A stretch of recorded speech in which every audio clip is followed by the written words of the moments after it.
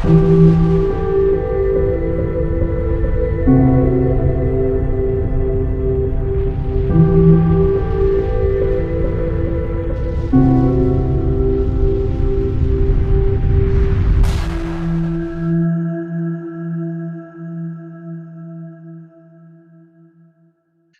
les amis, nous sommes jeudi 18 juin et vous êtes nombreux à vous poser de plus en plus la question qu'est-ce qui se passe avec cette crise? Parce que maintenant c'est quand même visible, vous qui me suivez depuis longtemps sur cette chaîne et depuis le début de cette pandémie, vous voyez bien qu'il y a des choses qui clochent. On avait déjà abordé le sujet avec Valérie Bugeaud, avec Youssef Indy. Aujourd'hui, on va essayer d'aller plus loin avec tout nouveau livre qui vient de sortir et j'ai le plaisir d'inviter Monsieur Pierre Hilard. Bonjour Pierre. Bonjour Sylvano, merci de m'accueillir. Alors, vous venez de sortir un livre aujourd'hui. Alors d'abord, Oui, présentez-vous peut-être pour mes auditeurs. d'accord. Donc, je me présente, je m'appelle Pierre Hilard. J'ai un doctorat en sciences politiques. Le sujet de ma thèse, c'était la vision qu'avait l'Allemagne de l'Europe du Moyen Âge jusqu'à aujourd'hui, donc dans le cas de l'Union européenne. Et c'est devenu un livre, Minorité, régionalisme. Et puis, j'ai ouvert une porte et j'étais lancé pour faire d'autres recherches. Alors, j'ai écrit différents ouvrages, comme par exemple La marche irrésistible du nouvel ordre mondial, Destination Babel, la Fondation Bertelsmann. J'ai écrit différentes préfaces aussi pour des ouvrages, par exemple, de l'universitaire américain Michael Jones.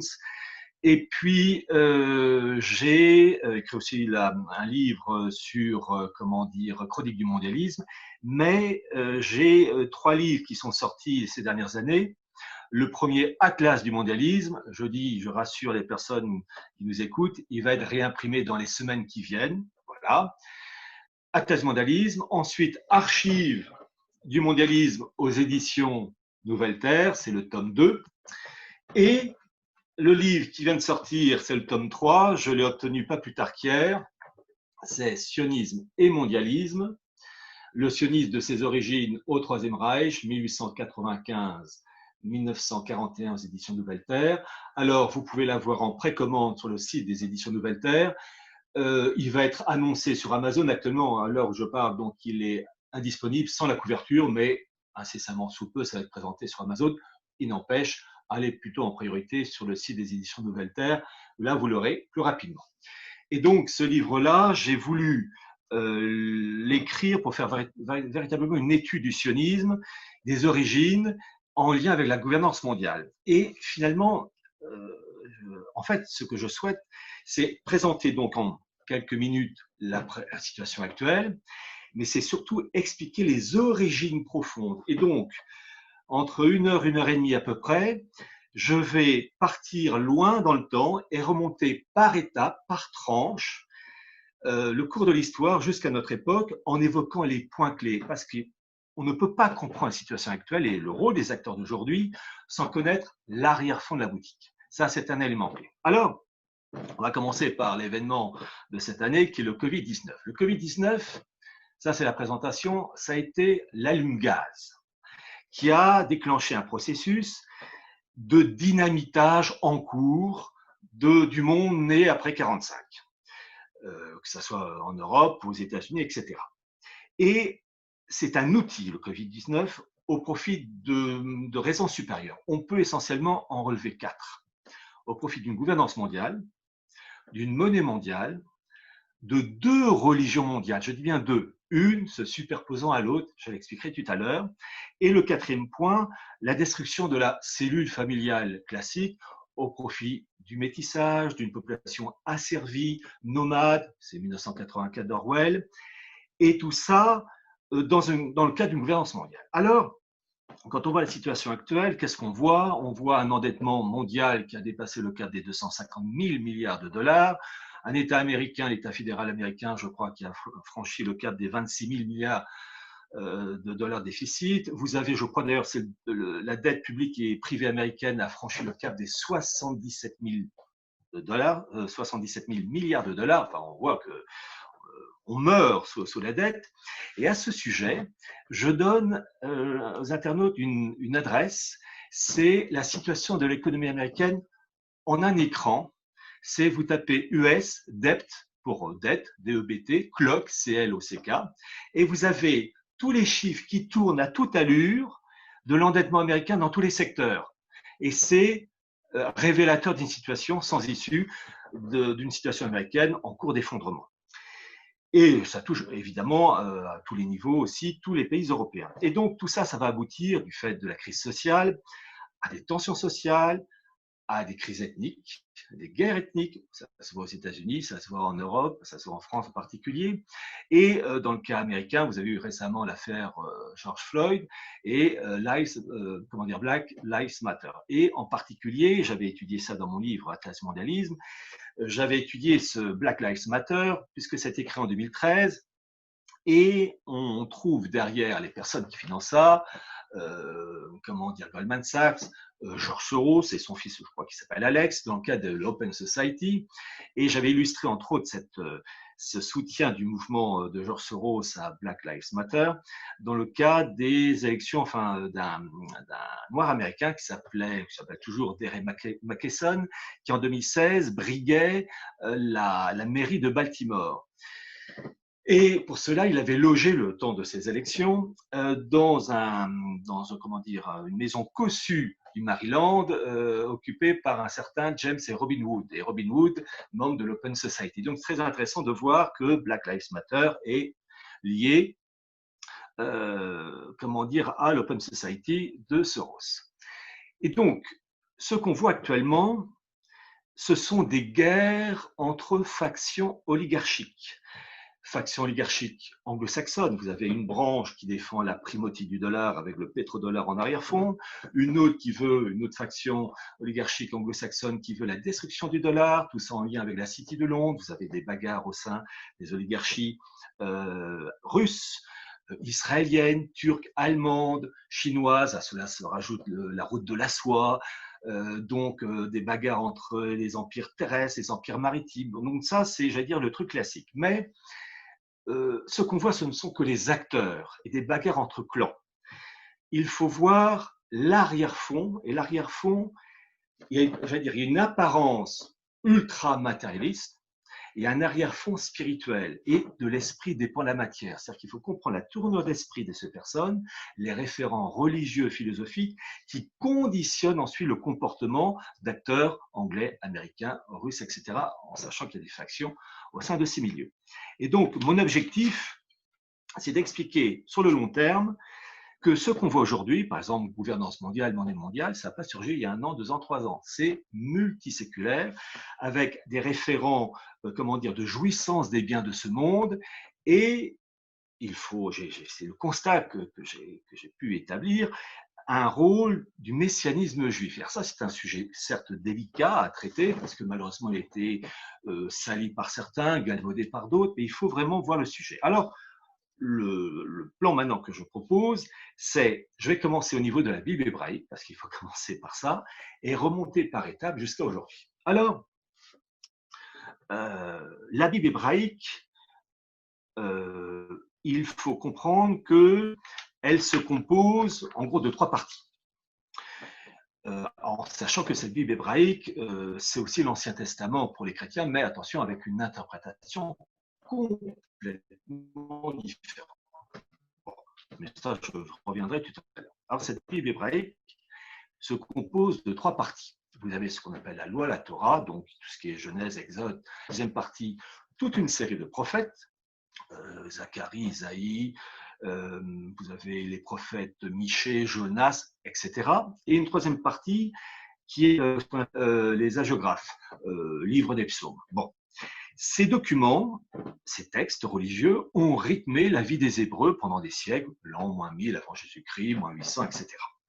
Et ces Hébreux, il y a des moments où ils respectaient ces lois religieuses, puis il y a des moments où ils basculaient dans le paganisme, voire même mélangeant les textes de la Bible hébraïque avec des adorations païennes, voire même aussi des sacrifices d'enfants. Enfin bref, il y a eu tous les cas de figure, des moments où ils se tenaient droit, des moments où ils chutaient. Et dans l'histoire, le Dieu, Yahvé, réglait le problème de 2 manières. Soit par la manière douce, en y envoyant des prophètes, Isaïe, Zacharie, etc., pour remettre ce peuple hébreu rebelle dans le droit chemin, soit par la méthode coercitive que j'appelle la méthode de la schlag. Car les Nugred, c'est l'expression n'est pas de moi, ces Nugred ne comprenait que des méthodes fortes pour revenir sur le droit chemin. Et ça passait par des guerres. Quelquefois, les Hébreux étaient soumis à des rois étrangers qui leur serraient la vis, voire même carrément déportés à Babylone. C'est la fameuse déportation des Hébreux à Babylone, et un parcours vita en plein soleil d'Arabie, ça vous remet les idées en place. Et donc, ce Dieu des Hébreux était obligé de serrer la vis, car ces Hébreux de cette époque, comme tous les peuples des régions aux alentours, vers moins 1000, moins 800, moins 700 avant Jésus-Christ, c'est un peuple dur, violent, grossier et sensuel. Et pour le remettre d'aplomb, serrage de vis. Et ça, évidemment, ce genre de propos, et en tout cas ce comportement de ce Dieu à l'égard des Hébreux, il est difficilement compréhensible pour nous aujourd'hui. Il choque. Mais en fait, il ne faut pas commettre d'anachronisme. Il faut comprendre, outre les lectures linguistiques, archéologiques, religieuses, la psychologie. Et la psychologie d'aujourd'hui n'est pas du tout la même que la psychologie de ces peuples-là. Et donc, en fonction de leur psychologie, il fallait serrer la vis. Alors, quand on étudie cette Bible hébraïque, on peut faire 3 constatations. La première, ces textes sont tous d'inspiration divine. Deuxième possibilité, ils ne sont en aucun cas d'inspiration divine. Troisième possibilité, il y a un peu des deux. Vous voyez mon œcuménisme. Bon. Peu importe l'opinion que l'on ait de ces textes, il faut relever le ou les points clés de tous ces textes. On peut essentiellement en relever 2. Le premier, c'est l'annonce, dans ces textes de la Bible hébraïque, l'annonce d'un Messie. Et ça commence dès la Genèse 3.15. Alors, quand on dit 3.15, c'est chapitre 3, verset 15, qui annonce qu'il y aura une femme qui donnera naissance à un fils, et c'est l'annonce du Messie. Et ce Messie est annoncé tout au cours de ces textes, entre autres par le prophète Isaïe, et il est précisé, entre autres, qu'il naîtra donc au sein du peuple hébreu, plus précisément au sein de la tribu de Juda, et encore plus précisément au sein de la famille royale de David, qui descendra de la famille royale de David. Ça sera le Messie, fils de Dieu incarné, vrai homme et vrai Dieu. C'est ce qu'on appelle l'union hypostatique, hypostat, substance. Bon. Je tiens d'ailleurs à préciser une chose, c'est que le mot Messie n'a pas du tout le même sens chez les chrétiens, chez les musulmans. Chez les chrétiens, le mot Messie, c'est à la fois vrai homme et vrai Dieu, le Fils de Dieu incarné. Alors que chez le Messie, Jésus est un homme, mais uniquement un homme. Il n'est pas le Fils d'Allah incarné. Donc il y a déjà entre ces deux religions d'opposition complète. Et parmi tous les textes donc, bibliques qui annoncent l'arrivée de ce Messie, il est entre précisé par le prophète Michée qu'il naîtra à Bethléem. C'est dans le chapitre 5. Ça, c'est le premier. Et le deuxième point, c'est l'annonce progressive, par petites touches, un peu impressionnistes sur les bords, d'éléments qui vont conduire, à la création de l'Église catholique, parachevant la religion juive, le mosaïsme. Alors, je ne vais pas vous citer tous les éléments, évidemment, je vais vous en citer qui annoncent par petites touches une bascule supérieure. La première, c'est dans la Genèse 1.1, où vous avez cette fameuse phrase « Dieu a fait le ciel et la terre ». Bon. Si on reprend le texte en hébreu dans le document original et qu'on le traduit, on a une apparente faute de français. La formule traduite directement, ça donne ceci « Les dieux a fait le ciel et la terre ». C'est-à-dire que vous avez un sujet au pluriel et un verbe au singulier. Et les explications que je vais donner, elles viennent de la spécialiste française de l'hébreu biblique, je ne peux pas faire mieux, qui s'appelle Daniel Ellul et qui a écrit un ouvrage qui s'appelle « Apprendre l'hébreu biblique par les textes aux éditions Le Cerf, et c'est page 57 si ma mémoire est bonne. Elle explique que les dieux en hébreu, l'hébreu biblique, se dit au pluriel Elohim. Il exprime à la fois un pluriel de majesté, mais aussi de nombre et d'intensité. Et donc, quand on a les dieux a fait, on a dans le sujet au pluriel une pluralité de personnes, mais en un avec le verbe au singulier. C'est l'annonce en filigrane de la Sainte Trinité. Et elle précise plus loin que lorsque Elohim, les dieux au pluriel, est suivi d'un verbe au pluriel, dans ce cas-là, les dieux, ça signifie, ça se traduit par les anges ou les divinités païennes.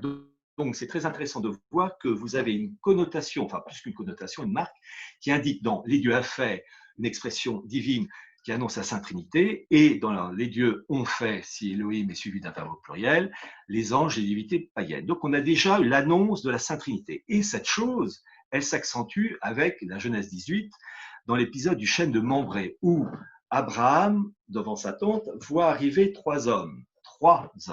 Et il est saisi par la majesté divine émanant de ces personnes. Il va à leur rencontre et il s'adresse à eux en se prosternant au singulier. Donc vous voyez, il y a des signes avant-coureurs et vous allez comprendre pourquoi. J'explique ça parce que à un moment donné, il va falloir établir des connexions et ça touche notre époque actuelle, vous allez comprendre. Le troisième exemple que je puisse vous citer, c'est Genèse 14. Après une victoire sur ses ennemis, Abraham voit arriver Melchizedek, roi de Salem, roi de Jérusalem, qui est le prêtre du Très-Haut et qui préfigure le Christ. Et Melchizedek récompense Abraham de sa victoire en lui apportant du pain et du vin. Donc ça préfigure le Christ. Il n'arrive pas avec du couscous et des dattes. Bon. Autre élément, quatrième élément, c'est le prophète Zacharie, les chapitres 9, 11, 12 et 13. Donc Zacharie, c'est à peu près 5e siècle avant Jésus-Christ, qui annonce déjà cette idée d'un Messie, fils de Dieu incarné, qui arrivera à Jérusalem monté sur une ânesse, et c'est ce qui s'est passé pour le Christ, qui sera vendu 30 pièces d'argent, le Christ a été vendu 30 deniers, qui sera mis à mort, et Zacharie, donc dans les chapitres 9, 11, 12 et 13, annonce que cette mise à mort se fera avec des plaies à la main. Et c'est très intéressant parce que la mise à mort en question, qui annonce la crucifixion, ce n'est pas une méthode de mise à mort juive, c'est romain. Et au 5e siècle avant Jésus-Christ, l'Empire romain n'existe pas. Donc c'est très intéressant de voir ces éléments qui préparent et qui conditionnent l'esprit des Hébreux. Et puis le 5e exemple que je peux citer, c'est le prophète Isaïe, entre autres les chapitres 7 et 53. Le chapitre 7, Isaïe, c'est le témoin messianique, dit bien que le Messie naîtra d'une vierge. Et le terme en hébreu, c'est Alma. Alma veut dire vierge qui n'a pas eu de rapport sexuel. D'où naîtra loin, du verbe oindre, l'Emmanuel.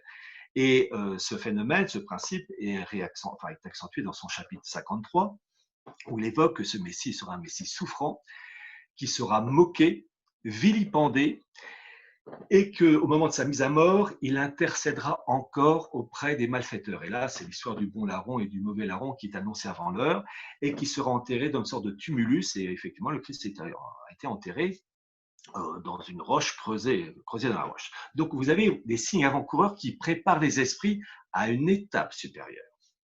Et on doit se poser la question ensuite de l'authenticité de ces textes bibliques, de la Bible hébraïque. Alors, on peut citer deux cas. D'abord, le document de la Bible hébraïque, le document le plus ancien, c'est le Codex d'Alep du Xe siècle.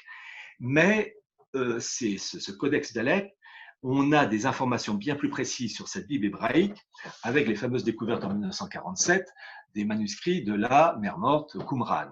Et on a par exemple l'intégralité des 66 chapitres du prophète Isaïe du IIIe siècle avant Jésus-Christ. Et on se rend compte que lorsqu'on compare ces chapitres du IIIe siècle avant Jésus-Christ à le Codex d'Alep, il y a une permanence, un respect des textes. Donc c'est très intéressant de voir que ce qui est annoncé par ces prophètes ou dans la Bible hébraïque est annoncé déjà dans ces documents de Qumran. Et chose encore plus intéressante, et là on peut un peu, vous allez voir, on va se rapprocher de notre époque, c'est que vous avez eu entre 270 et 150 avant l'annonce de la Bible hébraïque en grec. Le grec, c'était l'anglais de l'époque, entre 270 et 150 avant Jésus-Christ par les élites juives d'Alexandrie. Et c'est ça qui va donner la Septante, l'Ancien Testament pour les chrétiens. Et chose très intéressante, donc ça a été fait par les élites juives de l'époque, et chose très intéressante, vous savez, pour comprendre une chose, il faut avoir différents avis. Et je me suis appuyé sur les propos des travaux, du dictionnaire encyclopédique du judaïsme, qui considère sa traduction de l'hébreu, donc la Bible hébraïque en grec, comme une catastrophe. Pourquoi? Parce que ces textes ont été fixés avant l'arrivée du Christ. Ils auraient été faits 2-3 siècles après sa naissance, on aurait dit que ça a été trafiqué. Or, chose très intéressante, ça a été fixé avant, et ils considèrent cette traduction comme une catastrophe pour eux, pour la cause juive, car ils disent que c'est une faute aussi grave que la faute commise par les Hébreux au temps de Moïse avec le veau d'or. Donc très intéressant de voir qu'il y a déjà des reproches au sein de ce milieu concernant la traduction. Alors, quand la chose a été faite, on peut dire que tous ces documents qui annoncent donc l'arrivée de l'Église catholique, qui parachèvent la religion juive, le mosaïsme, la religion juive ne peut plus exister. Elle a été parachevée, terminée par le Christ mort et ressuscité. Mais voilà, et c'est là où on va arriver à l'intersection, vous avez des Juifs rebelles qui vont refuser de reconnaître le Christ comme leur Messie et qui attendent toujours le Messie au service de la gloire seule d'Israël, Israël dominant les nations. Donc un côté très hiérarchique. Et il est vrai que lorsqu'on lit des passages de la Bible hébraïque, il y a des passages, quand on les lit, c'est tout simplement la soumission des nations à Israël. Et ce que ces Juifs n'ont pas compris à cette époque et ne comprennent toujours pas, c'est que, en fait, ces textes-là étaient allégoriques. On a affaire à des Hébreux à cette époque durs, violents, grossiers, violents et sensuels. Pour leur faire comprendre certaines choses, il leur faut des choses, entre guillemets, un peu grossières. Tape à l'œil. Les choses fines et subtiles, ça leur passait au-dessus. Les prophètes étaient là pour leur faire passer ce passage, leur faire comprendre que lorsqu'il est dit que Israël, le nouveau Jérusalem, va dominer les nations, ce n'est pas une vision matérialiste de la chose, mais une vision spirituelle. Et que cette nouvelle Jérusalem, c'est l'annonce de l'Église qui va étendre son manteau sur les nations aux dépens du paganisme. Et ces Juifs rebelles vont refuser cette chose-là et vont constituer un nouveau judaïsme.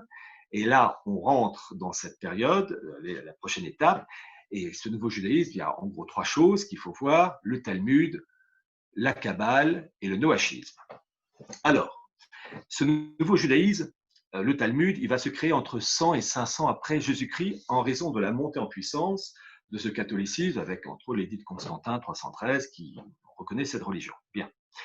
Le Talmud, c'est le code civil, politique et religieux de la synagogue rebelle. Talmud de Babylone, Talmud de Jérusalem, avec la Mishnah et la Gemara. Mishnah, ce sont les écrits, Gemara, ce sont les commentaires. Ce Talmud, code civil, politique et religieux de la synagogue rebelle, s'est construit en opposition et uniquement en opposition au catholicisme entre 100 et 500 après Jésus-Christ. Et je dis bien uniquement au catholicisme.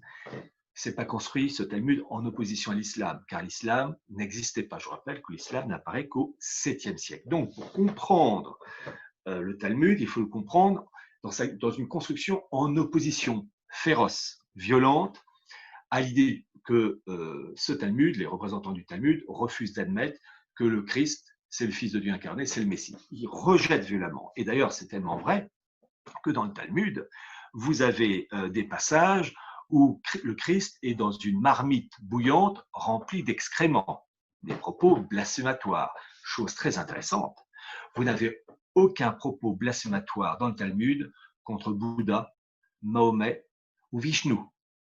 Les seuls propos blasphématoires que tient le Talmud, c'est uniquement à l'égard du christianisme. D'une certaine manière, c'est l'hommage du vice à la vertu. Et ça, c'est révélateur. Et l'importance du Talmud pour cette synagogue rebelle est tellement grande qu'ils ont une formule pour cela. Ils disent que la Bible est l'eau, la Mishnah est le vin, le Talmud est la liqueur aromatique. Donc, vous voyez le point fort du Talmud en opposition farouche à la jeune Église et qui se construit en opposition à la vraie religion juive qui était le mosaïsme, qui a été parachevé par le Christ. Après le Talmud, vous avez la Kabbale. Qu'est-ce que la Kabbale? La Kabbale, c'est l'interprétation ésotérique, donc réservée à quelques initiés, des textes de la synagogue rebelle. Alors, la Kabbale, c'est l'évocation des esprits, des anges. Et en fait, pour l'Église catholique, c'est purement satanique. Et élément intéressant, c'est que la Kabbale a été déjà dénoncée et rejetée par le prophète Isaïe dans le chapitre 8, verset 19, qu'on retrouve dans les textes de Qumran, 3e siècle avant Jésus-Christ, où il dit que, entre autres, il parle du peuple errant, il dit qu'il errera, il parle des Juifs rebelles, et quand il condamne la Kabbale d'inspiration satanique, le terme qu'il utilise, c'est les obotes et les idonymes. Donc, en fait, la Kabbale est déjà annoncée avec d'autres termes et dénoncée par le prophète Isaïe. Et la Kabbale, c'est quoi? C'est l'adoration d'un Dieu infini, supérieur, qui s'appelle l'Ensof. Et l'Ensof, vous le trouvez dans le préambule de la Déclaration universelle des droits de l'homme en 1789. Simplement, ce n'est pas écrit Ensof, c'est écrit être suprême. Et donc, on a déjà, par ces indices, plus qu'indices d'ailleurs, la marque kabbalistique dans la Révolution française. Alors, après la Kabbale, donc qui va avec des moments de plus en grande puissance, hein, je ne rentre pas dans les détails, vous avez le troisième élément, donc Talmud, Kabbale, le noachisme. La synagogue rebelle met en place, à cette période, enracine et fortifie le principe du noachisme. Qu'est-ce que le noachisme?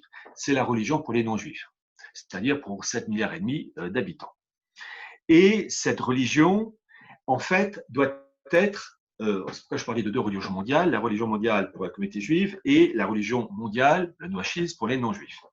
C'est une religion qui contient 7 lois contre le vol, contre l'homicide, mais il y a essentiellement 4 points clés qui correspondent et qui caractérisent le noachisme. Le premier, c'est le rejet de l'incarnation, c'est-à-dire un rejet complet de l'idée que le Christ est le Fils de Dieu incarné. Bon.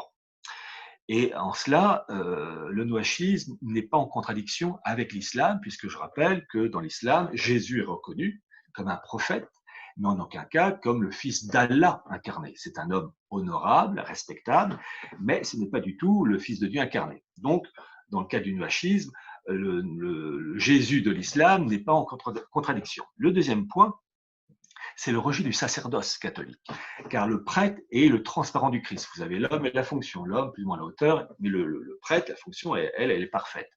Et le prêtre, de par la messe, le sacrifice de la messe, rappelle le sacrifice du Christ sur la croix. Ça, il faut que ça soit aboli. Et Vatican II explique, peut permettre de comprendre bien des choses. Le troisième point, dans le noachisme, c'est le rejet de la Sainte Vierge. L'Immaculée Conception, mère de Dieu. Ça, c'est une horreur, il faut que ça soit rejeté. Dans l'islam, Marie est une femme respectée, honorable, mais elle n'est pas la mère d'Allah. Donc, vous voyez des choses déjà, en fait, quand je disais que le nouveau judaïsme s'est construit entre 100 et 500, uniquement en opposition au catholicisme, il s'est construit au modèle de l'incarnation et tout ce qui va autour, et il n'y a que ça qui le dérange. Et le quatrième point du noachisme, c'est le rejet, faire en sorte que les pays qui ont adopté le catholicisme comme support dans leur organisation politique, et bien que ce support politique catholique disparaisse. Et 1789 explique bien des choses. Pourquoi je vous parle du noachisme? Parce que au mois de mars 1991, le Congrès des États-Unis a adopté le noachisme comme socle, c'est le mot exact, comme socle de l'organisation politique américaine. Vous tapez US Congress, mars 1991, et vous trouverez le texte officiel. Voilà.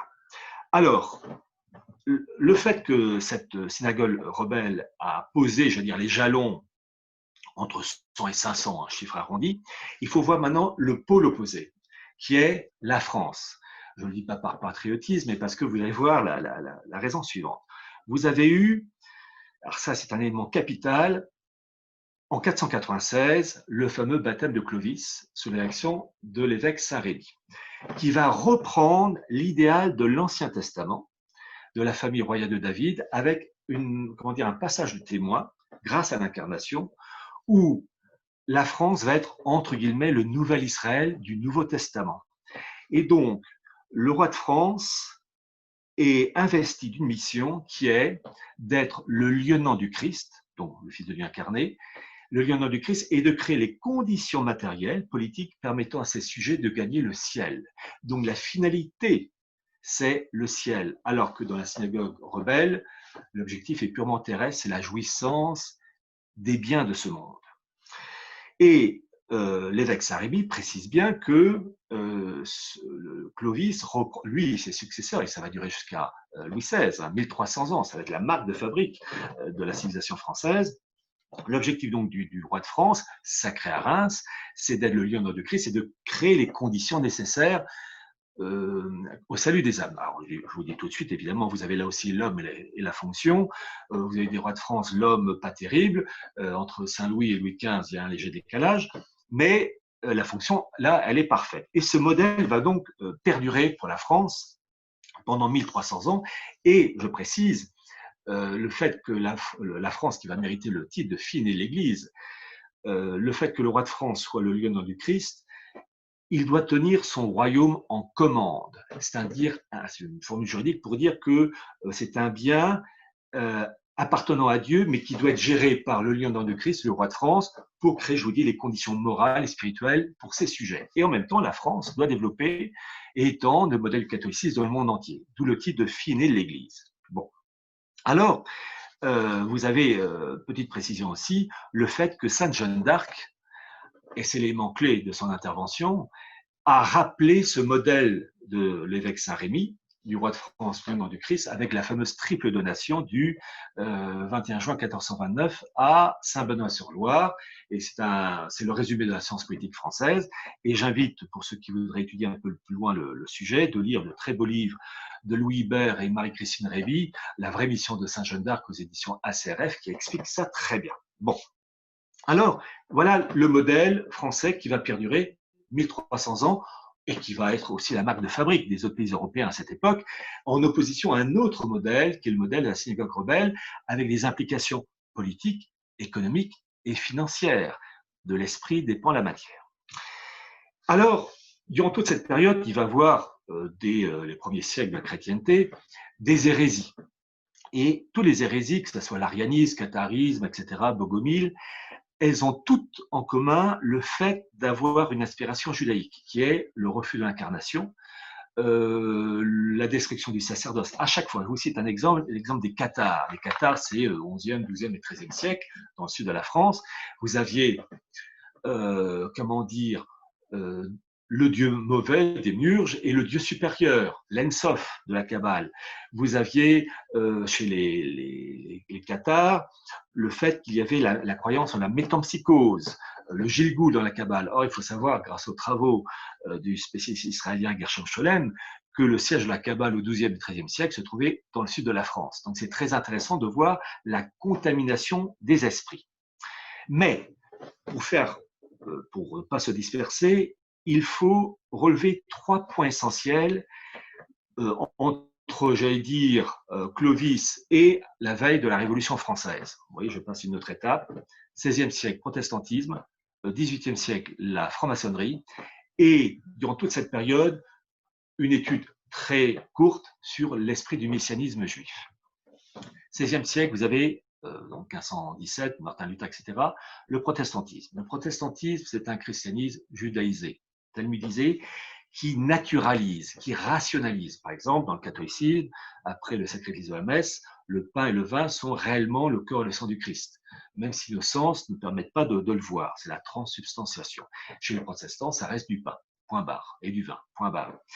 Donc, il y a un naturalisme. Et c'est très intéressant de voir que le protestantisme, Luther, Calvin, ça s'est préparé sur des siècles en amont. Et que vous avez eu des personnages comme Marcille Ficin, comme Reuchling, comme Pic de la Mirandole, qui ont travaillé avec ces milieux talmudo-kabbalistiques et par capillarité, ces principes ont peu à peu touché certains hommes d'église, et ça allait donner Martin Luther. Et cet esprit, alors je pense à Pic de la Mirandole, il était en lui en contact avec un juif qui s'appelait Abou le Faraj, voilà, entre autres. Donc c'est très intéressant de voir que le protestantisme, en fait, il est né d'un travail d'arrière-fond. Et toute cette période protestantisme, 16e et 17e siècle, vous pouvez relever 3 bouquins qui sont le reflet avant l'heure de ce qui nous attend maintenant. Le premier bouquin, ses premiers livres, c'est 1506 et Utopia de Thomas More, qui vous décrit un monde unifié, une gouvernance mondiale, avec un Dieu suprême, qui est l'Ensof. Alors attention, l'expression Ensof n'est pas utilisée dans son livre, mais c'est le principe, l'idée est là. Une humanité déracinée et qui doit déménager tous les 10 ans pour ne pas s'enraciner. Très intéressant.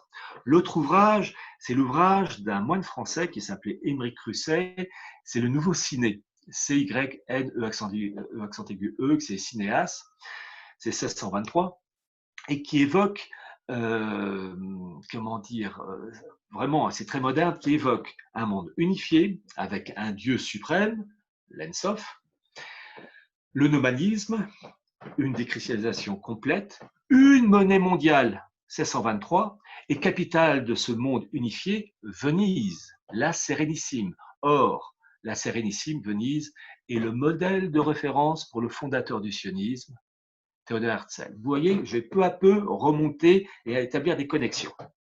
C'est très moderne. J'ai lu le bouquin d'Émeric Crusset, on peut l'acheter sur Internet, sur Amazon. Et l'autre bouquin qui est sorti peu de temps après, 1626, c'est Francis Bacon, La Nouvelle Atlantide, et là, bis repetita, gouvernance mondiale, un Dieu suprême, l'Ensof.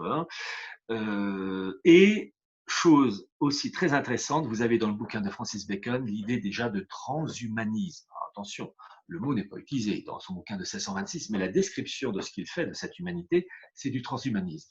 Pour la petite histoire, le mot transhumanisme a été utilisé pour la première fois en 1939 par un polytechnicien français qui s'appelait Jean Coutreau. Et lui et sa femme étaient amis avec Aldous Huxley, le meilleur des mondes. Et c'est Jean Coutreau qui va refiler ce mot transhumanisme à Aldous, qui va ensuite le refiler à son frère Julian Huxley, qui va l'utiliser dans les années 50. Et c'est comme ça que le mot s'est diffusé. Mais à l'origine, c'est un Français, Jean Coutreau, qui était lié à la synarchie.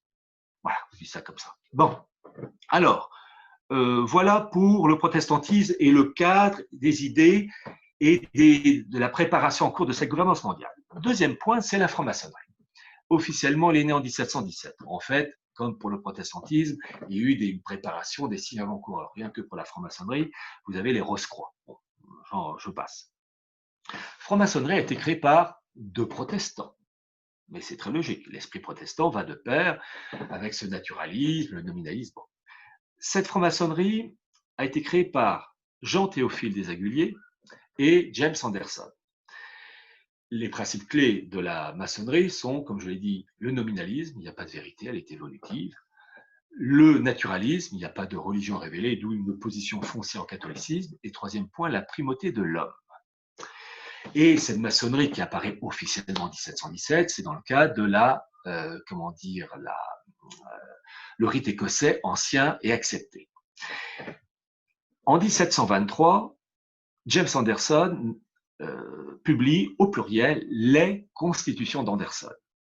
Quelques années plus tard, 1738, il modifie le premier chapitre des constitutions d'Anderson et il introduit un élément, et on commence à établir des connexions, qui dit ceci, 1738, un maçon doit observer la loi morale comme un vrai noachite. Vous avez l'introduction du noachisme élaboré des siècles et des siècles et des siècles avant par la synagogue rebelle dans le cadre d'un modèle politique, économique, financier, culturel, spirituel qui se diffuse dans le cadre du rite écossais ancien et accepté. Et ce noachisme proclamé, écrit en toutes lettres dans le chapitre 1 en 1738, vous savez que dans la maçonnerie, vous avez différents grades. Le 21e degré du rite écossais ancien et accepté, c'est le rite noachite ou chevalier prussien. Et donc, ces principes judaïsants, talmudo-kabbalistiques et noachites vont imprégner les élites françaises, allemandes, mais françaises, et ça va expliquer la Révolution française. Le duc d'Orléans était le patron de la maçonnerie française. Bon. Après la franc-maçonnerie, le mouvement messianiste juste. Donc, le mouvement messianique juif, lui, il apparaît donc en fait dès le refus de reconnaître le Christ comme le Messie. Et le premier, je veux dire, messianiste, c'est Simon le magicien à l'époque de Saint-Pierre. Vous avez au moins 20-25 messianistes faciles depuis 2000 ans. Vous avez eu entre autres Shimon Bar Kokhba, entre 132 et 135, c'était présenté comme le Messie, voulant instaurer et restaurer la gloire d'Israël aux dépens des Romains, et qui va se faire à un moment donné battre par les Romains. Et auparavant, il avait quand même détruit toute une légion romaine. Et il était soutenu par les rabbins de l'époque, entre autres le rabbin Akiba. Mais pour comprendre cette période-là, en fait, de la période des premiers siècles de la synagogue rebelle jusqu'à 1789, il y a 3 éléments qu'il faut voir. Le premier élément, c'est 1492. Je ne peux pas aller plus loin, mais je cite au moins 3 exemples. 1492, pourquoi? Parce que c'est l'expulsion des Juifs et des musulmans d'Espagne, avec Isabelle la catholique. Et vous avez les Juifs et les musulmans qui quittent l'Espagne, c'est le décret l'Alhambra, et beaucoup de Juifs vont aller s'installer aux Pays-Bas, en fait des Provinces-Unies, et vont constituer un pôle financier aux Pays-Bas, Provinces-Unies, un véritable Wall Street hollandais. Et vous avez une superpuissance financière juive aux Pays-Bas, 16e et 17e siècle. Et les choses vont aller très vite, puisque au XVIIe siècle, vous avez la révolution au milieu du XVIIe avec Cromwell, et vous allez avoir un accord, une entente entre Cromwell le puritain, donc issu d'un protestantisme judaïsé, avec le patron, enfin le dirigeant de la communauté juive hollandaise qui s'appelait Manasseh Ben Israël. Et ce Manasseh Ben Israël propose à Cromwell la bascule de la puissance financière juive des Pays-Bas à la City de Londres. Et la chose se fait vers les années 1660-1670. Et c'est l'acte de naissance véritable de l'Empire britannique, avec la primauté de la finance, apatride et anonyme, en liaison avec l'élaboration d'un droit anglo-saxon adapté à cette puissance impériale de la finance, à la conquête du monde. Et c'est ce modèle qui va conditionner jusqu'à notre époque, un modèle qui est en train de s'écrouler, comme on va le voir tout à l'heure. Et ça a vraiment conditionné, puisqu'on peut voir la création de la Banque d'Angleterre en 1694, la création de la Reichsbank en 1875 sous l'égide de Bismarck et de son bras droit, le banquier juif Bleich Schroeder, qui avait été auparavant présenté à Bismarck grâce au Rothschild de Londres, la création de la Fed en 1913 avec Paul Warburg, la famille Warburg qui joue un rôle immense dans le cadre du sionisme, et ça va être à l'origine, ces événements du XVIIe siècle, à la création, au début des années 1930, de la BRI, la Banque des règlements internationaux, qui, attention, Silvano, officiellement a été lancée par Jalmar Schacht, le ministre de l'économie d'Hitler, mais en fait, celui qui a lancé, c'est ce que je raconte dans Sionisme et mondialisme, celui qui a vraiment lancé l'idée de la BRI, c'est Paul Warburg. C'est Paul Warburg. Schacht n'a fait que reprendre l'idée de manière brillante, mais c'est Paul Warburg. Vraiment, la famille Warburg, elle est très importante. Donc, vraiment, il faut comprendre ça. Et c'est ça qui va vraiment conditionner notre monde. Parmi les messianistes, je vais en citer 2. Le premier, c'est Sabbatai Tzvi. Pour vous citer, situé dans le temps, c'est 1626-1678. Sabbatai Tzvi, et vous allez comprendre l'impact ensuite politique et financier, se présente comme le Messie, il a des adeptes, des disciples, et il va promouvoir l'idée de la rédemption par le péché. C'est-à-dire que plus on fait un mal, plus on accède à un bien. Je vous dis tout de suite, c'est profondément satanique. Et plus le désordre est important, mieux c'est. Plus il y a une guerre civile, une guerre tout court, crise économique, des épidémies, des génocides, des valeurs morales détruites, des mœurs dévoyées, mieux c'est. Et plus c'est pur dans le mal, plus on arrive à un bien, entre guillemets. Vous voyez l'aspect bien vicelard et satanique. Et ce Sabbatai Tzvi, je vous passe les détails, va devoir se convertir faussement à l'islam, lui et ses disciples, et ça va donner ce qu'on va appeler dans l'Empire ottoman les dogmés, les apostats. Et ils vont infiltrer ce milieu de l'Empire ottoman, et c'est ça qui va donner naissance, quelques temps plus tard, enfin, quelques générations plus tard, aux jeunes Turcs avec Mustafa Kemal. Et dans mon livre Sionisme et mondialisme, les liens entre Theodor Herzl et le mouvement jeune turc, croyez-moi, c'était étroit. Et donc, bien comprendre cette idée de rédemption par le péché qui remontait entre autres aux travaux d'un rabbin du XVIe siècle qui s'appelait le rabbin Isaac Luria. Je vous passe les détails, mais il faut bien comprendre que cette idée de accélérer le mal dans tous les domaines permet d'aboutir à un bien. Et ce même principe va être repris par un autre messianiste. Alors, on est au XVIIIe siècle, qui est Jacob Frank, 1726-1791, qui reprend le même principe, mais qui, lui, va se convertir, lui et ses disciples, faussement au catholicisme, et ces gens-là vont investir les hautes strates des sociétés européennes. D'ailleurs, ils sont très souvent anoblis, donc on les retrouve dans les Allemagnes, à l'époque c'était pas un pays unifié, l'Autriche, mais aussi l'Angleterre, et on a des descendants de ces franquistes qui défendent le principe de la rédemption par le péché, comme par exemple Louis Brandeis, le fameux juge américain au service de Roosevelt. On a aussi cet Américain descendant de l'aristocratie polonaise qui s'appelait Brzezinski. Cette idée de faire le mal en vue d'un bien et surtout de s'opposer à la révélation. Et pourquoi je dis ça? Et là, peu à peu, les connexions vont se faire. Jacob Frank a eu un petit cousin qui s'appelait Moses de Brudska, qui va porter plusieurs noms, et entre autres un nom, Junius Frey.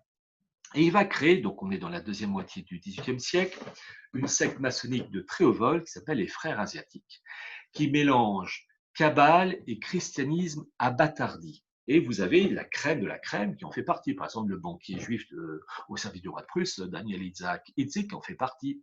Le duc de Brunswick en fait partie, dont le neveu jouera un rôle dans la bataille de Valmy. Vous avez plein de personnages. Et Junius Frey va passer la main, et vous allez voir maintenant les connexions entre les tournants, comment dire, la réflexion spirituelle et le milieu de la finance, et c'est le monde dans lequel on vit.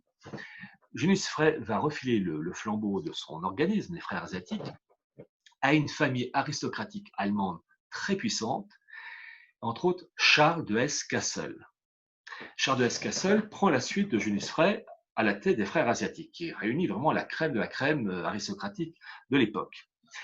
Charles de Hesse-Kassel avait un frère, Guillaume de Hesse-Kassel, et les deux frères étaient les petits-fils par leur mère du roi Georges II d'Angleterre, donc des connexions avec la City de Londres.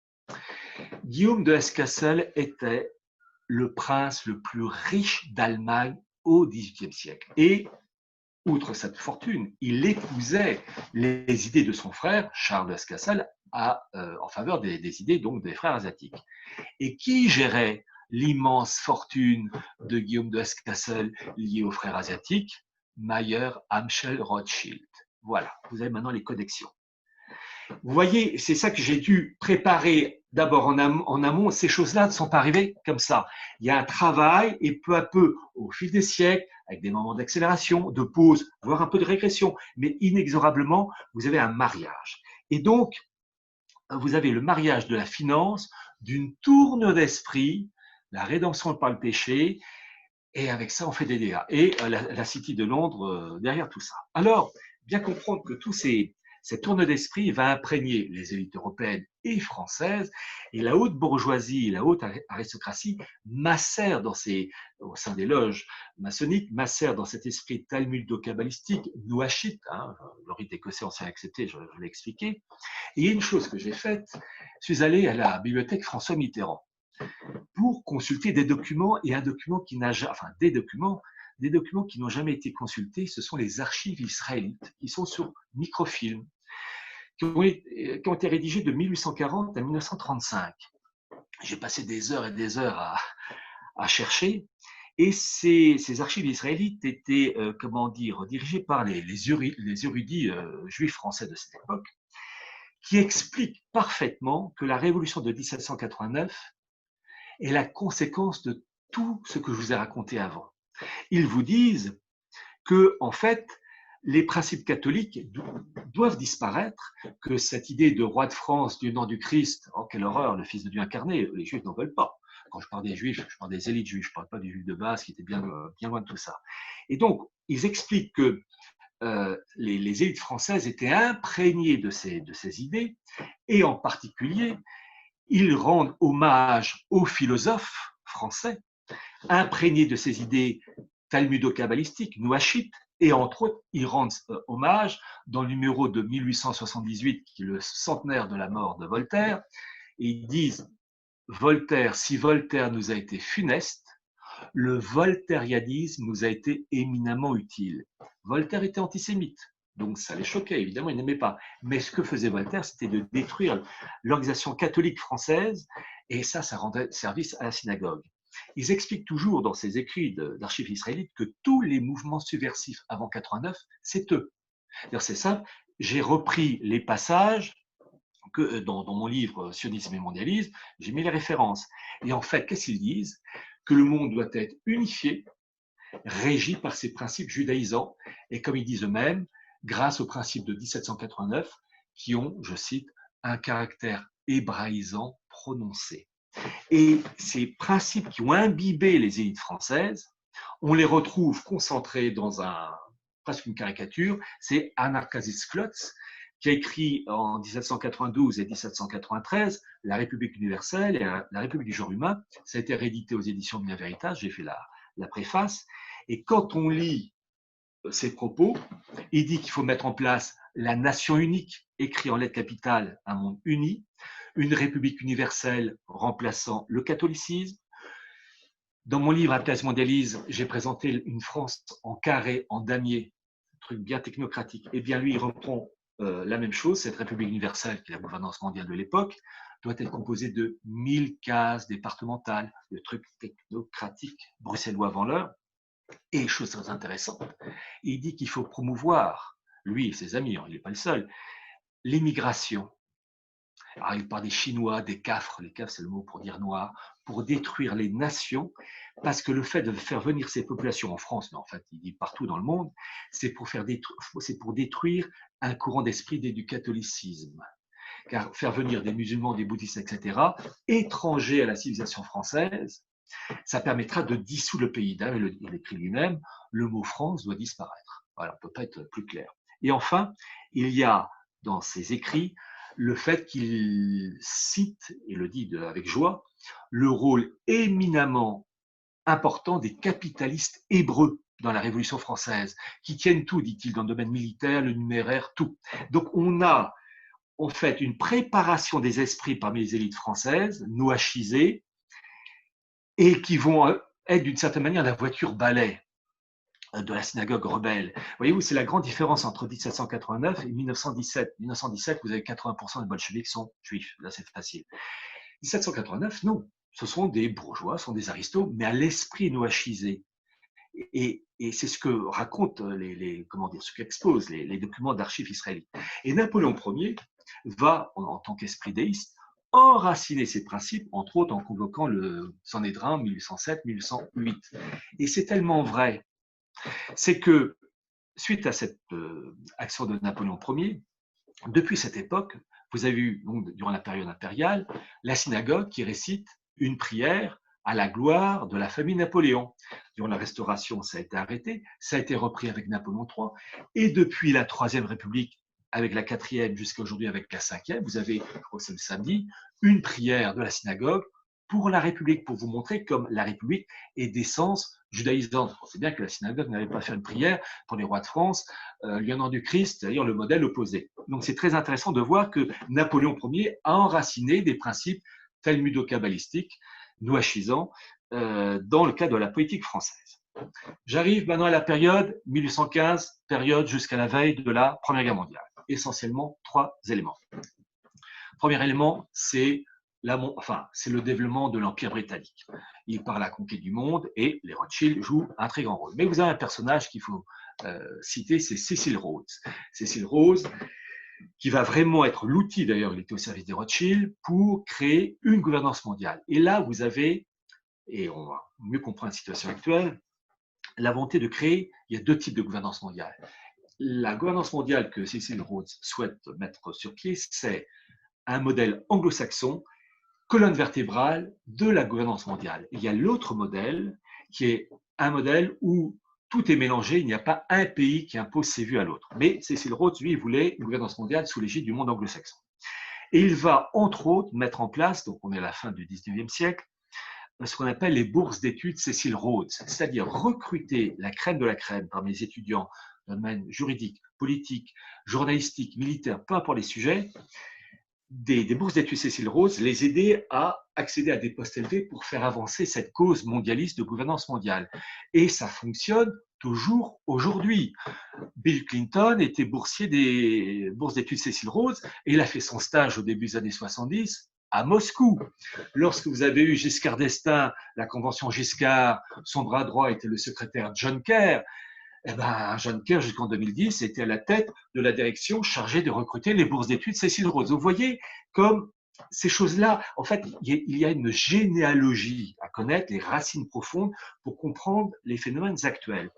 Cecil Rhodes a été à l'origine de bien des choses, entre autres c'est lui qui a créé à l'origine la création de l'État sud-africain, mais aussi de la Rhodésie du Nord, Rhodésie du Sud, Zambie, Zimbabwe aujourd'hui.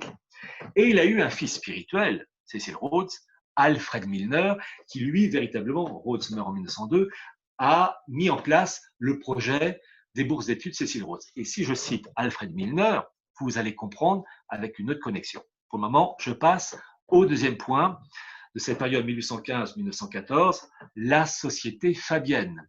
La société fabienne, il faut connaître ça impérativement, parce que la société fabienne a été créée fin 19e siècle par Sidney Webb, qui sera fait Lord d'ailleurs et qui s'appellera Lord Pasfield, et qu'on va retrouver dans les années 20, années 30, dans le cadre du mandat britannique en Palestine en lien avec les sionistes.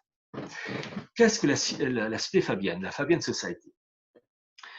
D'abord, pourquoi société fabienne? En fait, c'est en lien avec un romain qui s'appelait Fabius Cunctator, le temporisateur, qui consiste, c'est la méthode fabienne, à aboutir à un idéal par étapes, lentement. Quel est cet idéal? La synthèse du socialisme et du capitalisme en un socialisme de marché, avec une gouvernance mondiale, une religion universelle, une humanité mélangée, déracinée, métissée, c'est la ritournelle, mais par étapes. C'est le principe hegelien, thèse, antithèse, synthèse. Le modèle soviétique était le modèle athée, et vous avez le contre-modèle, le modèle américain. Le modèle soviétique s'est cassé la gueule, enfin cassé la figure, pardon, en 1990. Modèle américain en train de se casser la figure actuellement. L'objectif, ça va être de fusionner ces esprits en une super synthèse de gouvernance mondiale, d'où les bagarres entre clans oligarchiques. Bon, pourquoi je cite la société fabienne? Alors, il faut d'abord savoir que son logo, le premier logo fin 19e siècle, c'était un loup recouvert d'une peau d'agneau. Mais, compte tenu que c'était un peu révélateur de la tournée d'esprit, ils ont pris depuis une tortue. Bon. La société fabienne est à l'origine de la création de la London School of Economics, qui a formé la crème de la crème de personnages mondialistes. Kennedy, je crois, est passé par la London School of Economics. Et puis, la société fabienne est à l'origine de la création aussi du parti Labour. Le parti Labour, le parti travailliste britannique. Lorsque Tony Blair parlait de la troisième voie, c'était en fait le principe de la synthèse entre le socialisme et le capitalisme, un socialisme de marché. Bon, voilà pour la société fabienne. Troisième point, pour cette période toujours 1815-1914, le sionisme. Alors, le sionisme, là, vous avez donc la première étude, véritable, sionisme et mondialisme dans les éditions Nouvelle Terre. Et je peux vous dire que cette étude, elle m'a passionné, car elle permet encore mieux de comprendre la situation actuelle. D'abord, j'ai lu, et c'est la première fois que ça sort en France, l'intégralité des carnets complets de Theodor Herzl, fondateur du sionisme 1860-1904, et qui prône dans ses carnets la mise en place d'un monde unifié, d'une humanité une et précision, avec guerre au patriotisme pour empêcher la bonne santé des nations. Il dit qu'il faut vraiment livrer une guerre au patriotisme dans chaque État pour créer une humanité une, indifférenciée. Le bis repetita, c'est la même histoire. En fait, l'objectif de Herzl, c'est de créer un foyer juif, un État juif, dans le cadre d'une gouvernance mondiale. Et son modèle de référence, c'est Venise. Bon. Très intéressant, lorsqu'on lit les carnets de Herzl, il connaît très bien Sabbatai Tzvi, la rédemption par le péché. Vous voyez comme les siècles passent, il y a toujours ce courant permanent avec des répercussions politiques, économiques, financières, géopolitiques, etc. Mais aussi avec des oppositions internes. Et là, quand on lit les carnets complets de Herzl, d'abord, on ne voit pas un état profond, on voit des états profonds, que ce soit au niveau allemand, autrichien, Empire ottoman, russe, anglais, ce sont des guerres internes. Lorsqu'on parle, par exemple, de l'état profond américain, actuellement, on ne devrait pas dire un État ou au moins deux. Il y a un État profond, une faction au service de Trump, en guerre farouche avec une autre faction de l'État profond américain, les démocrates en particulier, contre Trump. Ce sont des bagarres internes, il faut bien comprendre ça. Et lorsqu'on lit les 2000 pages des carnets complets de Herzl, on a une photo du monde des États profonds de ces différents pays avant la guerre de 14, extraordinaire, avec les bagarres entre clans juifs. C'est bien simple. Vous aviez certaines factions juives, pas toutes, contre Herzl. C'est d'une violence et d'une brutalité à un tel point qu'Herzl dit bien, et il écrit dans ses carnets, que si cela continue comme ça, il va devenir le plus grand de tous les antisémites. Et il a été enterré à Vienne, et il a été ensuite, sa tombe a été envoyée en Israël, suite à la création de l'État d'Israël. Ils se sont bien gardés, les Israéliens, de mettre l'épitaphe qu'Herzl voulait qu'on mette sur sa tombe, qu'on trouve dans ses carnets complets. Il en a tellement marre, ras-le-bol, du comportement de certains clans juifs à son égard, des élites juives, financières, etc., qu'il avait dit à un moment donné dans ses carnets qu'il avait trouvé l'épitaphe donc à mettre sur sa tombe. La phrase est courte, ironique, elle est la suivante, je le cite: il avait une trop bonne opinion des Juifs. Voilà, ils se sont bien gardés de mettre la formule depuis. Bon, en fait, c'est très intéressant. Et pourquoi je raconte ça? Parce que la guerre de 14, c'est eux.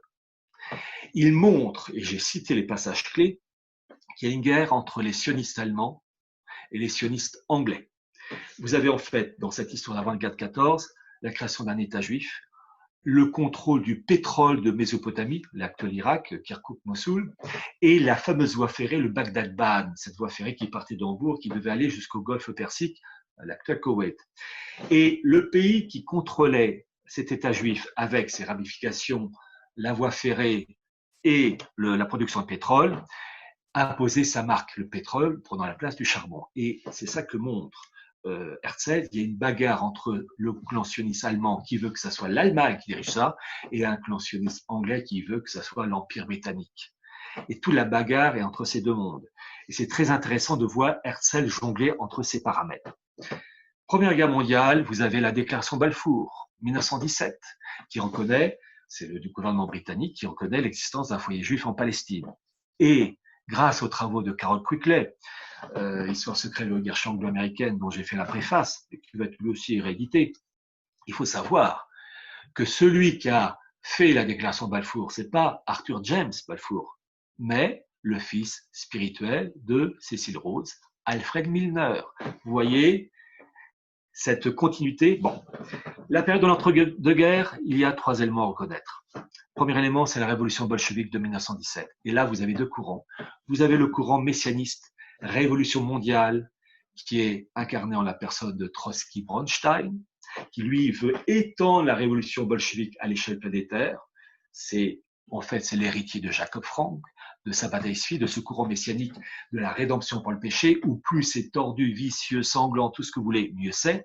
Et en face, vous avez la branche laïque, Staline, qui lui n'est pas un messianiste, lui une vision matérielle des choses. Lui, il veut le contrôle des territoires, le Comintern, etc. Mais il n'a pas cette vision messianique sanglante. Et donc, j'allais dire, heureusement que c'est Staline qui a gagné, parce que je crois que ça aurait été, je crois même, c'est sûr, ça aurait été pire avec Trotsky-Bronstein.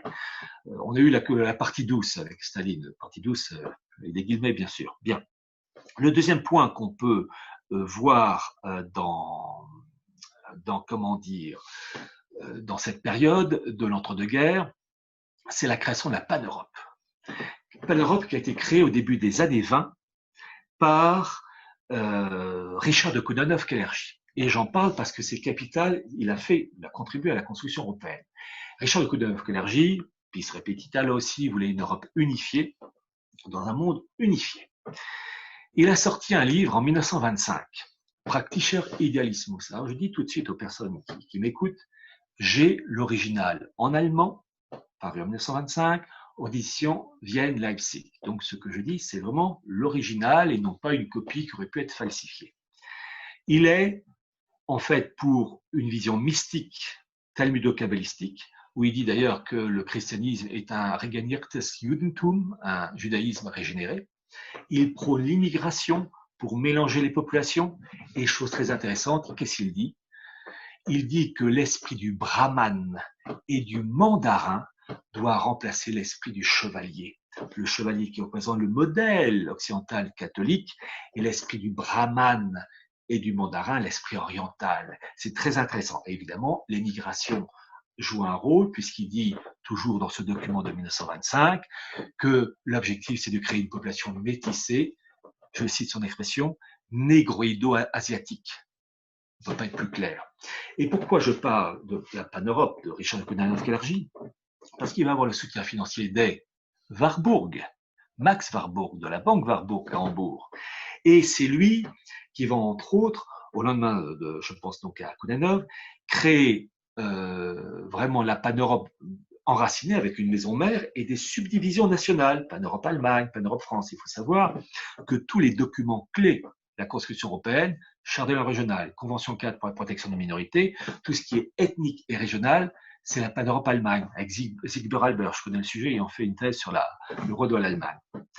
Et pour vous montrer l'importance de la Pan-Europe, en 1966, Richard Kodanov-Kalergi invite un certain Giscard d'Estaing pour parler d'une monnaie européenne, qui n'est pas encore nommée, l'euro, mais le principe est là.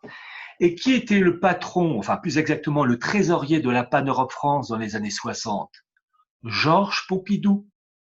Georges Pompidou. Donc on voit, de la banque Rothschild, donc on voit l'infiltration. Et puis le troisième élément que je vais citer de l'entre-deux-guerres, après donc Trotsky-Bronstein, Staline, Pan-Europe, c'est août 1933, l'accord de la Vara entre nazis et sionistes. Et là, j'ai pu apporter la preuve, l'accord de la Vara s'est transféré donc en hébreu, qu'il y a eu une alliance entre les nazis et les sionistes pour favoriser une émigration juive en Palestine. Et que si l'État d'Israël a pu voir le jour en 1948, il n'y a pas de secret, les nazis, enfin le régime nazi a joué un rôle certain en accord avec la fédération sioniste allemande. Et je peux vous dire qu'il y a eu même la création de kibbutz en Allemagne, avril 1939.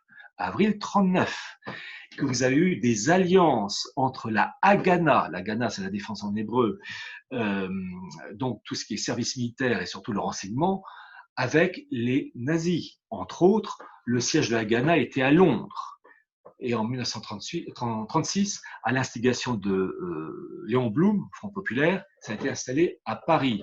Et la Haganah avait une succursale à Vienne à partir de 1938 pour favoriser la migration des Juifs en Palestine. Cet institut à Vienne était situé rue Marc Aurèle en face du siège de la Gestapo.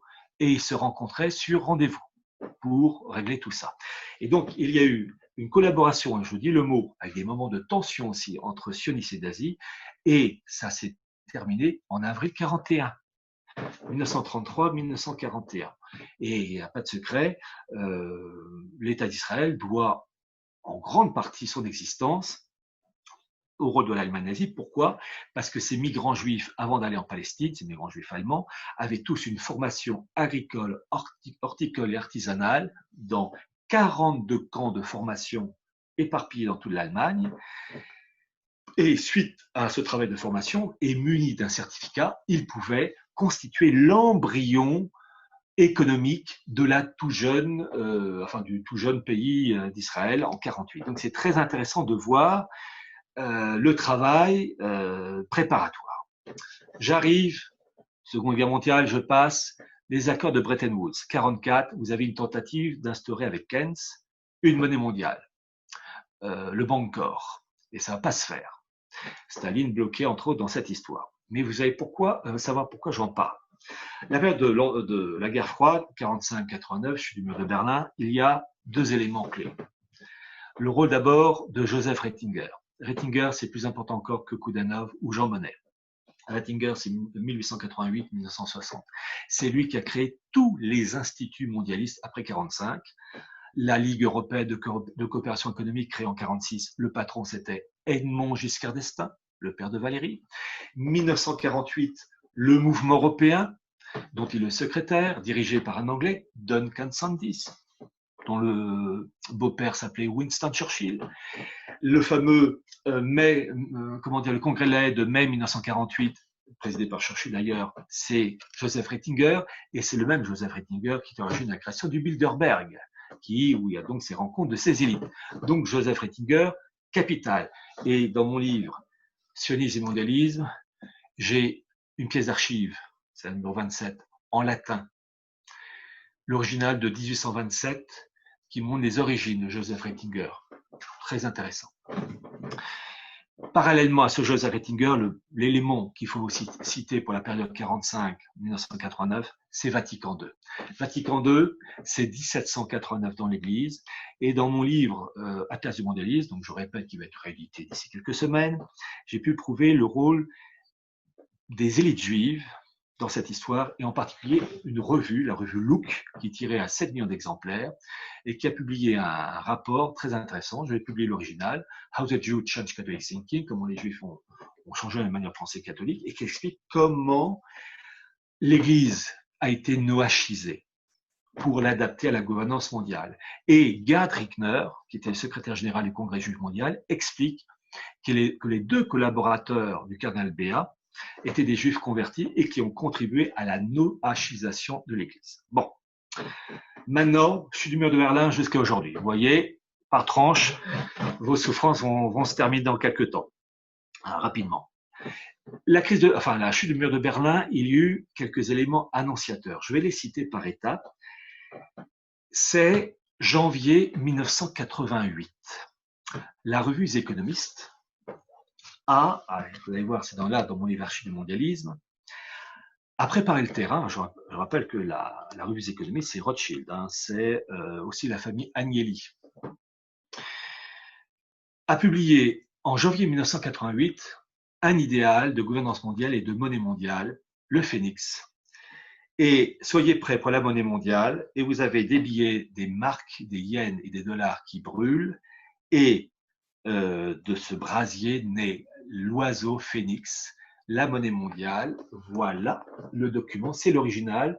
J'ai dû payer plusieurs centaines d'euros à The Economist pour avoir le droit de publier. Et j'ai mis tout l'original en anglais et entièrement traduit en français. Et pourquoi c'est important? Parce que, en fait, c'est l'esprit de franquiste, sabbatéo-franquiste, où on doit tout détruire. Donc vous avez le dollar, le mark et le yen qui sont détruits. Un brasier, c'est la destruction complète, totale du modèle né depuis 44-45, les accords Bretton Woods, qui doit être détruit, dynamité, au profit d'une étape supérieure. Donc vous avez l'annonce d'un dynamitage qui a été confirmé par le patron de la Banque d'Angleterre. Je vais vous donner la référence dans quelques minutes. Le deuxième élément, c'est toujours les économistes. Septembre 1990, ils ont publié un modèle d'organisation de gouvernance mondiale avec les blocs continentaux, Eurasia pour la Chine, Confuciania pour l'Inde, Hinduland pour le monde musulman, Islamistan, et Euro-America avec l'Union européenne rattachée à l'Amérique du Nord et l'Angleterre qui fait le pont entre les deux. La carte, elle est là. Voilà. C'est le document de The Economist. J'ai mis l'intégralité de l'article.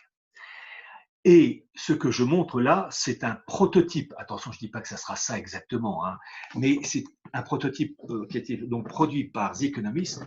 Et vous savez, ces gens-là sont là. Sur la carte, il est indiqué en bas à gauche, il y a une citation en latin. Cette carte est à peine sérieuse. Vous savez, ce côté vis-là, c'est fou ce qu'on présente. Mais en fait, c'est ça qu'ils veulent. Avec des retouches, peut-être des modifications. D'ailleurs, c'est intéressant sur cette carte où l'Union européenne est rattachée à l'Amérique du Nord. La Roumanie, la Bulgarie, la Grèce, la Hongrie aussi, en tout cas tous les pays balkaniques ne font plus partie de l'Union européenne, mais du monde russe, Eurasia. Donc ça montre que bien des modifications auront lieu. Bon, ça c'était septembre 90.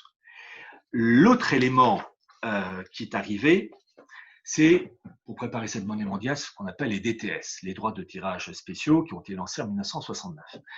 C'est un panier de monnaies, et vous avez 5 monnaies. La dernière monnaie qui a intégré les DTS en 2016, c'est la monnaie chinoise, le yuan. Alors, il faut savoir, vous avez dollars, euros, livres sterling, yen et yuan.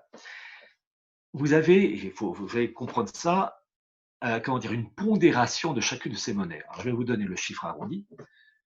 42% pour le dollar, 31% pour l'euro, 11% pour le yuan, 8% le yen, 8% la livre sterling.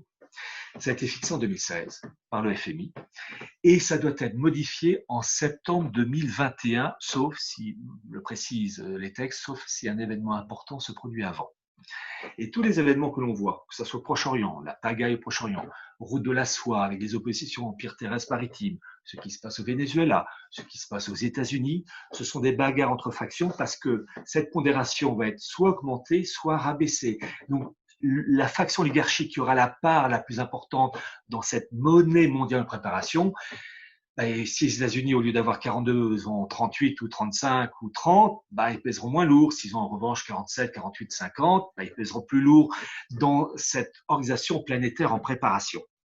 Et c'est si vrai que cette idée de gouvernance mondiale avec la monnaie mondiale, vous avez eu en 2010 un rapport, avril 2010, un rapport du FMI qui est sorti sous l'égide, à l'époque, de Dominique Strauss-Kahn. Et je vais vous donner les références, vous pouvez vérifier ça. Je vous donne le début du titre, c'est Reserve Accumulation, en français réserve accumulation. Hein.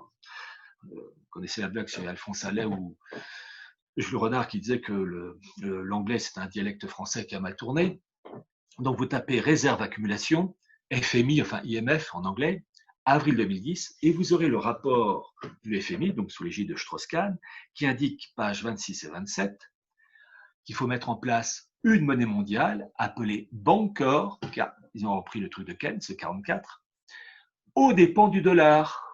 Et pensez bien que les factions oligarchiques, je vous ai dit, il y a des factions oligarchiques anglo-saxonnes, il y en a une qui défend le dollar et l'autre qui veut la monnaie mondiale, la City de Londres.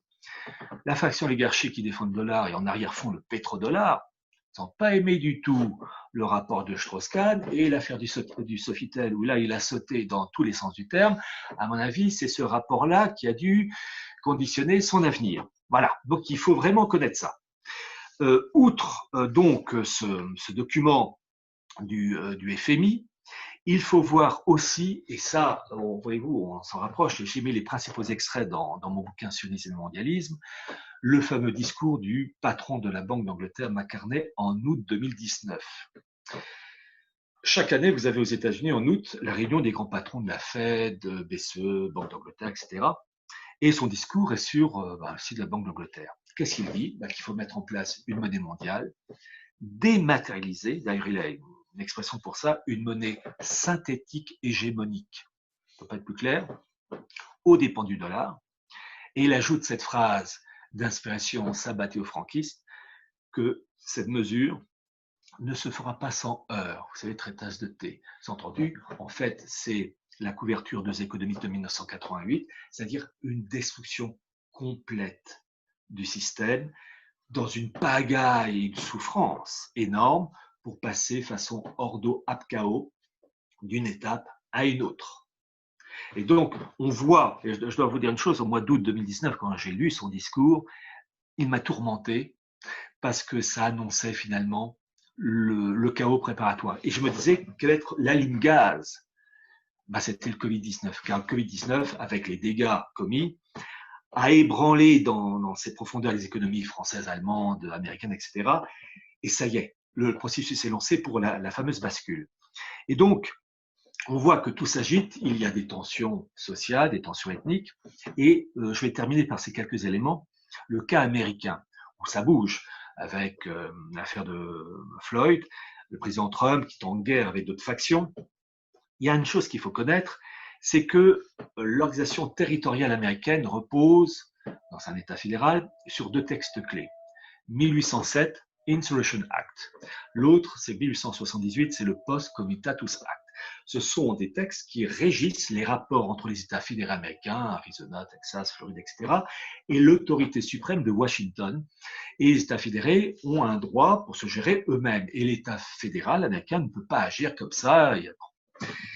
Ces textes risquent d'être, de basculer avec les événements. Vous avez eu les événements du 11 septembre 2001 et vous avez eu, alors je ne vais pas tous les citer évidemment, les présidents américains Bush fils et Obama qui ont mis des textes dictatoriaux dans le cadre d'une loi martiale, mais pour le moment qui sont suspendus. Le premier, c'est le National Defense Authorization Act de Bush de 2006,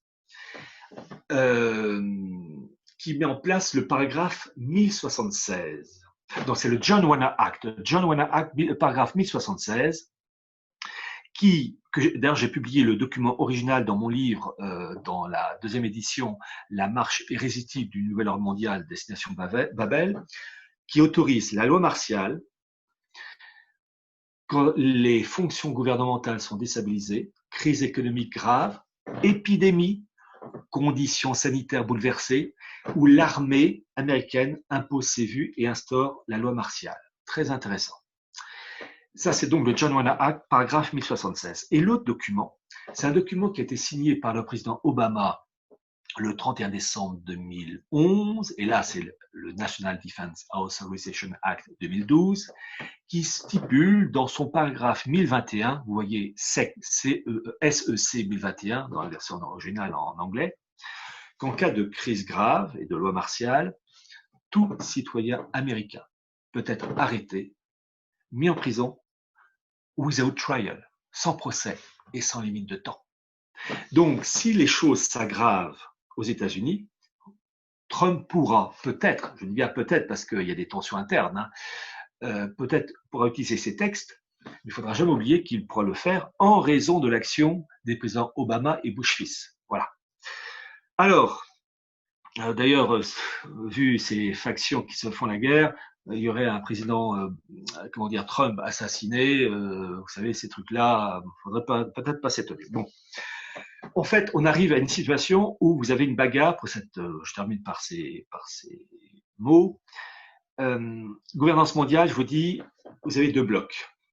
Le bloc qui veut, c'est la City de Londres, une gouvernance mondiale où tout est mélangé, et la City de Londres qui verrouille tout ça, et puis une faction oligarchique américaine qui veut la primauté du dollar. Bon. Tout semble aller vers la victoire de la City de Londres, mais il ne faut jamais jurer dans ces trucs-là. Chose intéressante, Trump semblerait, j'ai mis avec prudence, semblerait être acquis au principe des États-Unis qui ne soient pas le cœur de la gouvernance mondiale, mais un des piliers. Et c'est ce que voudrait au fait finalement Poutine. Poutine, en 2014, a prononcé un discours très intéressant, le discours de Valdai, où il dit qu'il est pour le nouvel ordre mondial, politique, économique et juridique, avec une ONU modernisée et avec des unions régionales où chacun respecte les intérêts des autres, alors que la faction d'en face veut la primauté du monde anglo-saxon, puis les miettes pour les autres. Et ça, Poutine n'en veut pas. Donc en fait, ce sont des bagarres. S'ajoute à cela l'aspect spirituel, la faction libéralo-libertaire des Rothschild et la version plus classique religieuse d'un Poutine, mais liée aux Lubavitch. Et les Lubavitch, ce sont, si je puis dire, les cathotradis du monde juif, c'est-à-dire que leur parler du Gay Pride, ça, il ne faut pas leur en parler, hein, c'est Fairbotten. Et qui plus est, avec, et ça, il faut lire Gershom Scholem qui explique très bien l'esprit du hassidisme, que ces juifs-là qui tournent, avec Berel Lazar, qui tournent autour de Poutine, sont pour un messianisme avec une neutralisation du messianisme. Messianisme, oui, mais pas tout de suite. C'est ça qui est terrible. Il faut voir les aspects militaires, politiques, économiques, financiers, mais aussi l'aspect spirituel dans ces milieux où ceux qui veulent le messianisme tout de suite, ceux qui le veulent pas tout de suite, et ceux qui ont vraiment une vision laïque des choses. Vous avez des nuances, et ce sont des bagarres. Qui va gagner? Je ne sais pas, mais je terminerai par le point suivant. Ce n'est pas la peine d'évoquer l'action de tel homme politique, de tel financier aujourd'hui. Certes, il faut le faire, ça va de soi, mais je vais vous dire, on ne réglera pas le problème tant que deux éléments clés n'auront pas été détruits. Les principes de 1789 et Vatican II.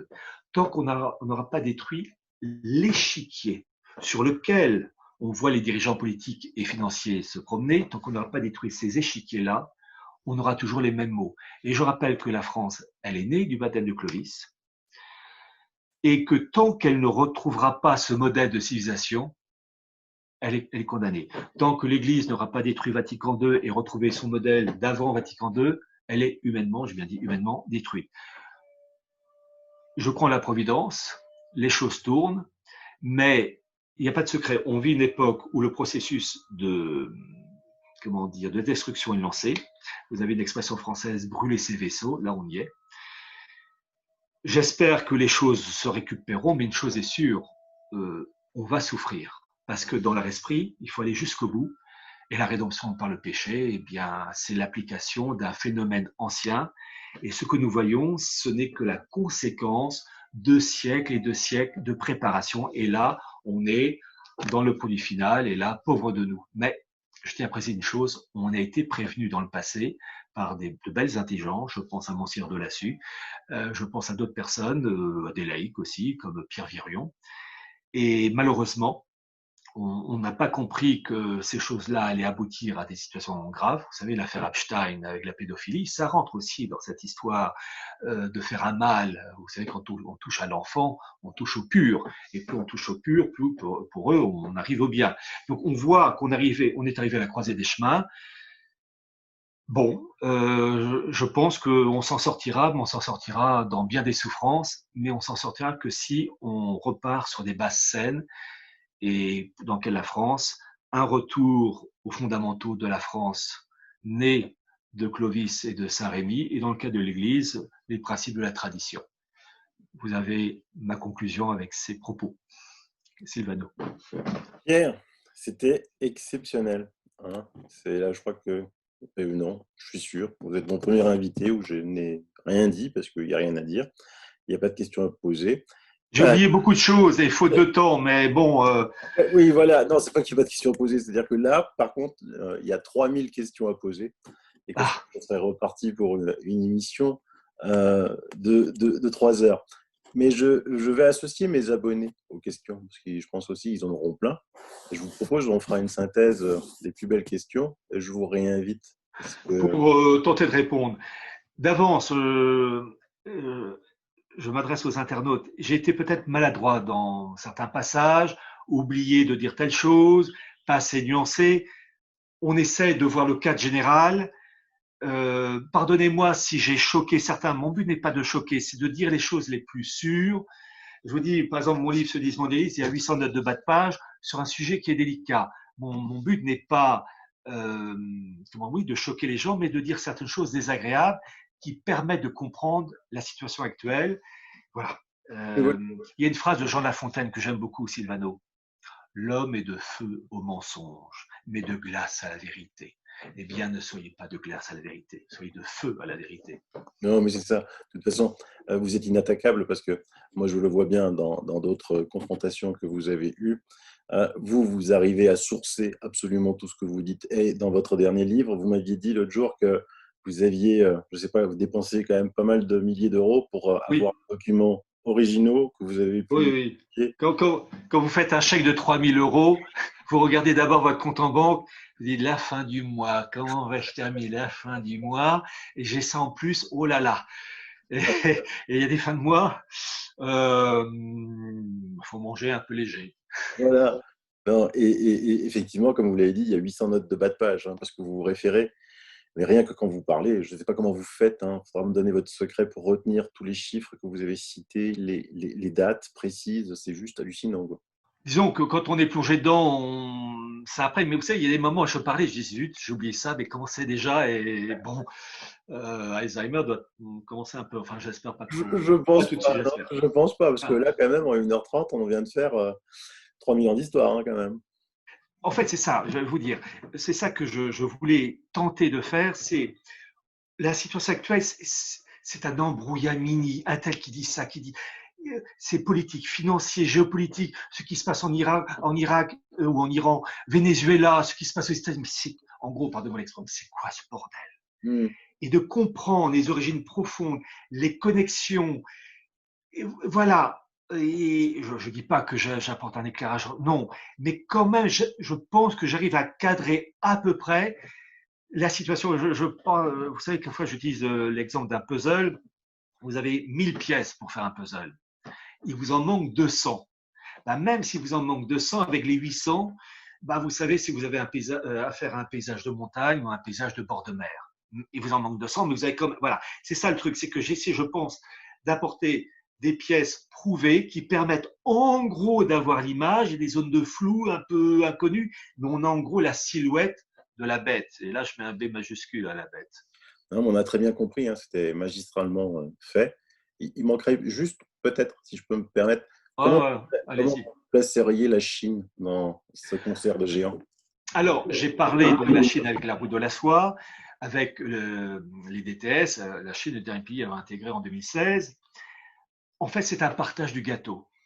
C'est Il n'y a pas de gentil, il n'y a pas de méchant. C'est chacun veut une part de gâteau. Mais la Chine pèse très lourd, mais elle a d'immenses faiblesses. Et ça, j'en ai parlé dans un chapitre de mon livre Chronique du mondialisme, sa démographie, où il y a une étude qui a été faite sur la démographie chinoise. Ils sont dans la zone, ils sont dans l'œil de cyclone, où ils n'ont pas encore les conséquences négatives, mais l'avenir va faire mal parce que ils ont pendant des dizaines d'années tué les bébés filles. Or, on n'a pas mieux fait que pour faire un enfant, un garçon et une fille. Et je pense toujours à la chanson de Patrick Juvet, vous allez voir, là, je sens la vraie culture, la chanson Où sont les femmes? Ah bah, croyez-moi, en Chine, la chanson pour moi de Patrick Juvet, elle a de l'avenir. Et vous avez, je crois, au moins 30 millions de jeunes femmes chinoises qui n'existent pas parce qu'elles ont été malheureusement tuées, assassinées. Et donc la Chine, elle pèse lourd, mais sa démographie, quand vous voyez sa pyramide, c'est une excroissance au niveau des personnes de 35 ans, 40 ans, 50 ans, 60 ans, une base réduite, mais en plus déséquilibrée du côté féminin. Et donc, avec les années qui passent, cette base réduite et déséquilibrée, ils vont avoir 30 ans, 40 ans, 50 ans. Et là, l'enfant unique égoïste chinois refusera de payer la retraite des multiples Chinois âgés. Et là, la Chine, je l'attends en tournant. Bon, de toute manière, vous savez, la situation est telle que le processus est lancé de chaos. Voilà. Le Covid, c'est l'allume-gaz. Je ne sais pas combien de temps ça va prendre, mais pas 10 ans, hein, ça je vous le dis tout de suite. Ouais, on est d'accord. Pierre, merci beaucoup. Je mets dans le lien. Merci Sylvano de m'avoir ouvert votre porte. Avec grand plaisir. Hein, et je mets dans le descriptif de l'émission le lien pour pouvoir commander ce superbe dernier livre. Et pour ceux qui n'en ont pas encore eu, précommander la nouvelle Voilà. édition. Sodier et mondialisme aux éditions Nouvelle Terre. Je remercie l'éditeur d'avoir accepté ce livre. Il m'a dit, on va terminer par ça, son expression, ça a été vous donner un sacré coup de pied dans la fourmilière. Voilà, mais il a été courageux. Et je le remercie. Bravo, bravo. Merci Pierre. À très bientôt. Merci Sylvano. Merci.